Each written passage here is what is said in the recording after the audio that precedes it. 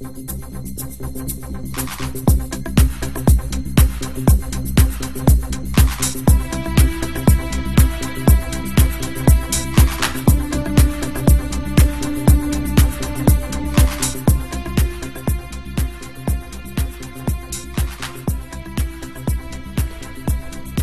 does a person get into treatment in the first place? People get into treatment the hard way, actually.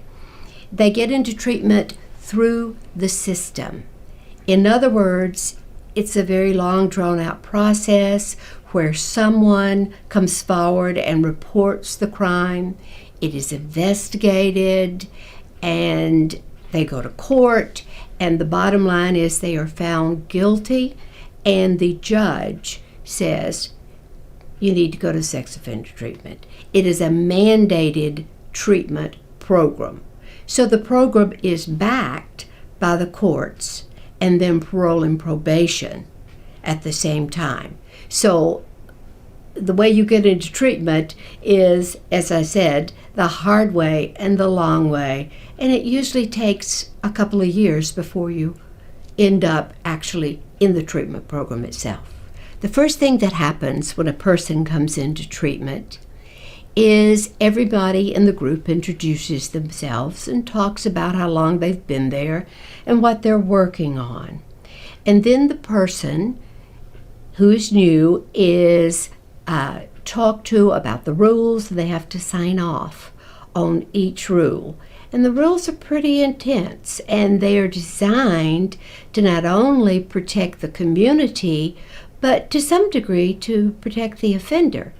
And they are rules that involve no contact with children, no contact with minors, no drugs, no alcohol, no unapproved relationships. And basically what has to happen with the rules is there has to be a complete switch in everything that the offender has been doing for many years.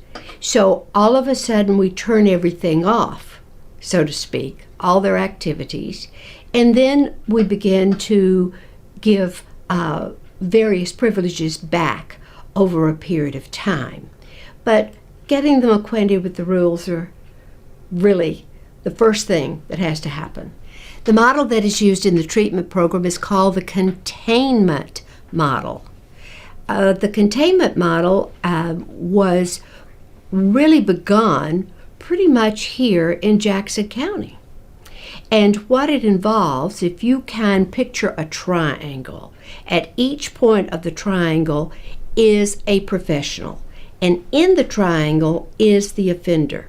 So what you've got is a treatment provider at one point, a parole and probation officer at the other point, and then the person who does the polygraph at the third point.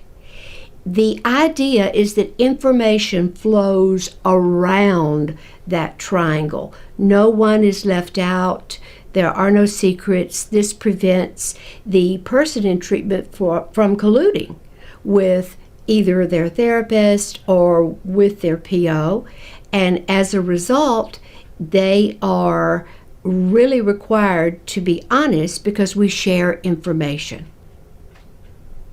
What do you work on in treatment? The first thing that has to be worked on in treatment is after we've gotten the rules all signed off on, the first project is the full disclosure. Now, full disclosure means what it says. It is a total and complete disclosing of everything that has either happened to the offender that is sexual and everything that the offender has done that was sexual.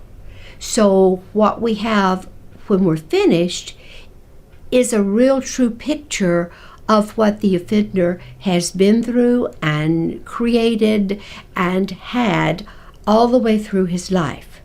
So as a result, we can put the pieces together and begin to understand exactly why the offender offended in the first place. After you get through the full disclosure, we have a saying that goes, then treatment really begins. because we're no longer working on what happened or what a person did. Now we're looking at, we know that information, now what are we going to do about it? So the next part looks at a variety of different modalities and treatments that are used within the process to begin to change the thinking and the behaviors of the offender. What is cycle work all about? Cycle work is a necessary process in treatment. We look at cycle work in two ways. One, the smaller circle of what actually was going on that drove the behavior and led up to the behavior, and then what happens after the offending behavior.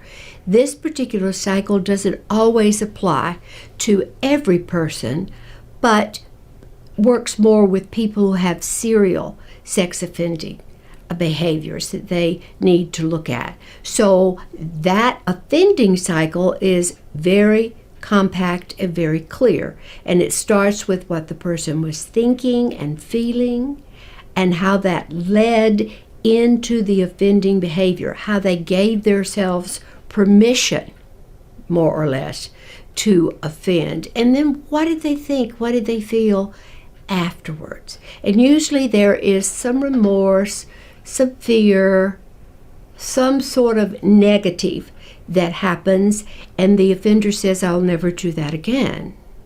And then slowly but surely the fear begins to die down, and they begin to look at ways to offend again.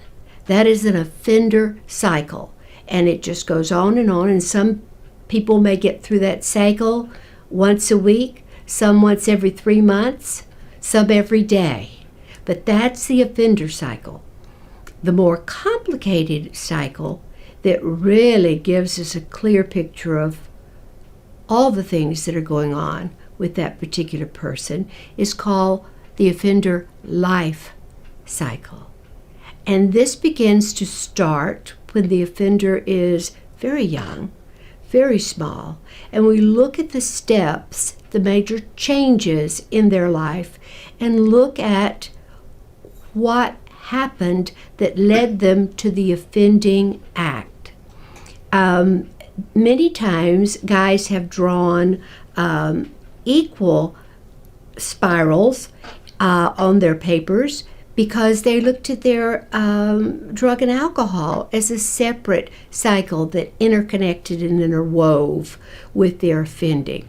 But the life cycle, as I said, is far more complete and far more complex, but you do get a real clear picture of exactly what happened that led up to the offender being caught and being in treatment.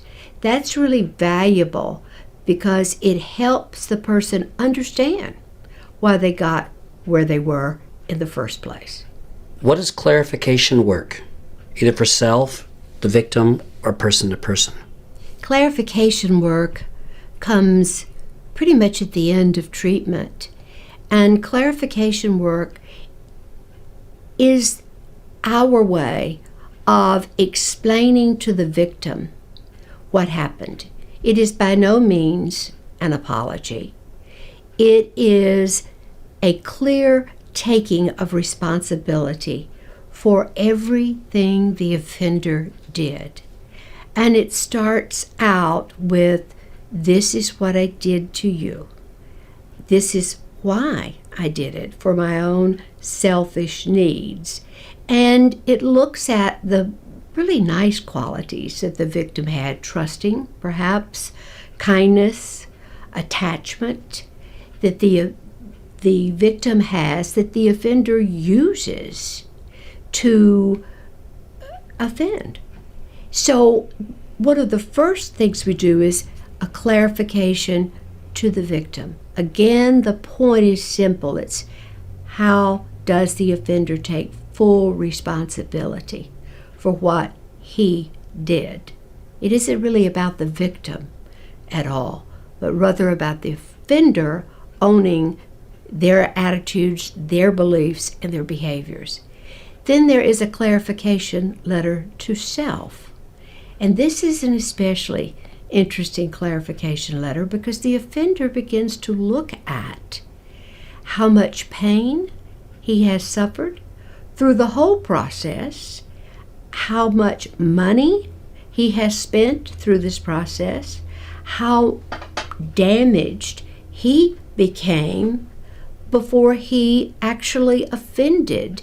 And it really begins to make the offender aware on a deep level of all the things that were going on with them that led them to the place of offending.